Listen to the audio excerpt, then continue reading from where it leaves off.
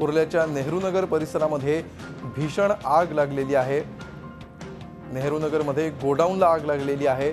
अग्निशमन दलाच्या 9 गाड्या घटनास्थळी रवाना झालेल्या आहेत। या आगीची दृश्य झी24 तासकडे उपलब्ध झालेली आहेत। प्रचंड धुराचे साम्राज्य या ठिकाणी पसरलेलं आहे। नेहरूनगरमध्ये गोडाऊनला आग लागली आहे। याविषयी आपण अधिक माहिती घेऊया। आमचे प्रतिनिधी प्रशांत अंकुशराव सध्या आपल्या सोबत आहेत।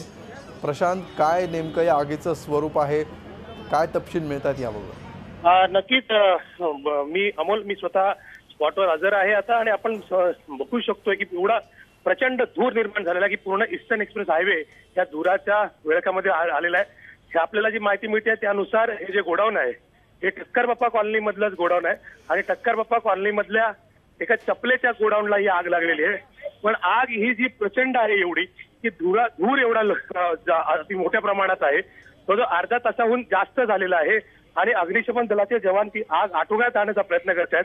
पण आतमध्ये असलेल्या या चप्पलच्या कारखान्यामुळे त्यामध्ये लेझर असेल किंवा इतर ज्या गोष्टी असतात ज्याच्यामुळे ज्वालाग्राही पदार्थ आहेत, त्यामुळे लवकरात लवकर ही आग अजून पेटत चालली आहे। पण अग्निशमन दलाचे जे जवान आहेत ही आग अजून आजूबाजूच्या परिसरात पसरू नये यासाठी पूर्णपणे प्रयत्न करतायत।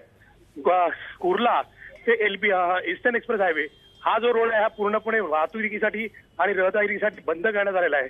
तसा ईस्टर्न एक्सप्रेस हायवे जो आहे हा त्या ठिकाणी वाहतूक जरी सुरू असली तरी धुराचा जो लोळ आहे त्याच्यामुळे वाहतुकीला वाहनधारकांना गाडी चालवण्यासाठी त्रास होत आहे। पण आता अजूनही आग आटोक्यात आणण्याचे प्रयत्न सुरू आहेत, पण या धुरामुळे अतिशय आजूबाजूच्या लोकांना श्वसनाचा त्रास होत आहे। भूषण, प्रशांत, कशा प्रकारची वस्ती या परिसरामध्ये आहे त्याविषयी आम्हाला सांगा।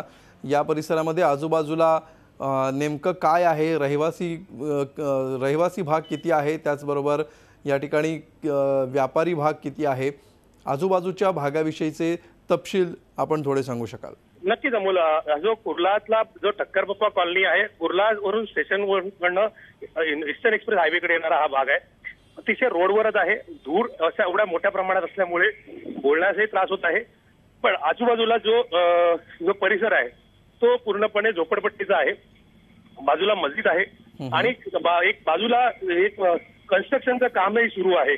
अशा प्रकारचा हा एरिया आहे, आणि त्यामुळे पण जो धूर आहे आणि त्या धुराचं जे आतमधलं जे मटेरियल जळतंय त्यामुळे श्वसनाच्या त्रासाचा, बोलण्यासही लोकांना त्रास होत आहे। अमोल, बिलकुल, धन्यवाद प्रशांत या सविस्तर माहितीबद्दल। झी24 तास रहा एक पाऊल पुढे।